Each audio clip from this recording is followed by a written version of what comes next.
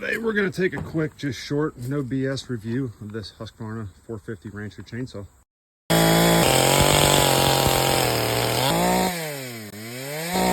And I'm not just some homeowner who bought a chainsaw to cut down one tree. We're out here at my property. We don't own much, but there's 4 acres out here. I'm saving money, side project, clearing it myself. We bought this, the wood line started right here where this gravel ends. And me and this chainsaw, with a little bit of help from my brother, you know, slowly but surely, weekend projects, sometimes in the evening, we'll come down here and we'll just cut and clear. We're eventually planning on building a home out here, storing our camper out here, raising our kids out here. So let's jump into this. Quick background on this. I'm a huge Facebook Marketplace fan.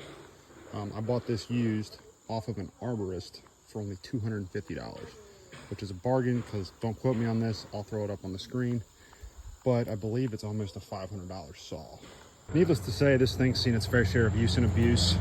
I've already got a clip broken off. I just recently accidentally snapped the pull handle, still fires right up. The chain could definitely still to be tightened. She's dirty, but she runs, and she runs hard. We do have a 20-inch bar on here, which, let's be honest, who needs anything smaller? I don't know why they make 12-inch chainsaws. Those seem kind of useless. So let's jump into what everyone's here for. Should you buy a Husqvarna? Should you buy a Steel? Should you save a bunch of money and get yourself a Craftsman? We're gonna do some cutting here on some real everyday situational stuff, and hopefully I can help you make up your mind.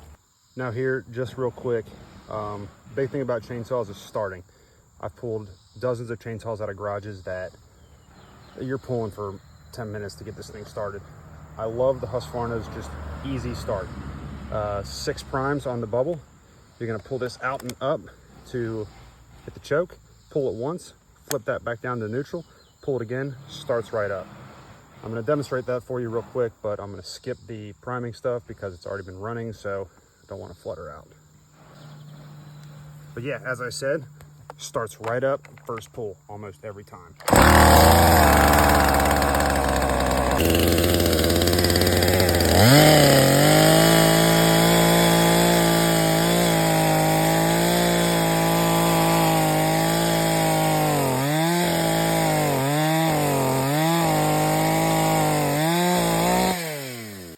Butter. And this wasn't a race. I probably could have done it quicker if needed to, but we got maybe a 10-inch solid piece of wood that I just cut down this morning, so it's not dead by any means. Run back up the hill and see if we can do a speed run on a bigger chunk of wood.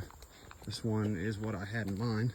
I don't have a tape measure out here, but my best guess says this is somewhere between 14-ish diameter. See what you can do.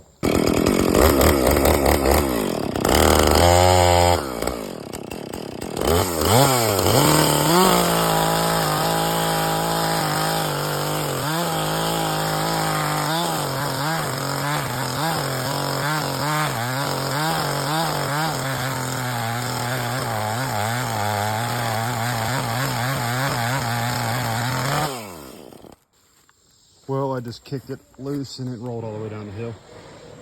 That was a little bit rougher. I'll time lapse that and edit in how long that took. But she got her done, didn't bog out.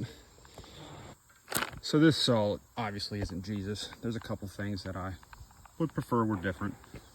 Mostly build quality stuff. This top cover plate, it's danky cheap plastic. The blade brake, it's stout, but I wish it was a metal material. Things of that nature. That's probably why this broke. Cheaper plastic. A quick something that I do actually really like is that the sprocket plate it's metal, it's solid. It's got a vibration spring on here, so the handle kind of has a little bit of play in it. It's easy to run all day long. Doesn't beat your arms and hands up. You can kind of see it's got like a suspension of sorts. I love the ease of access. It's only one single bolt. Open this plate up. Everything's super simple to work on.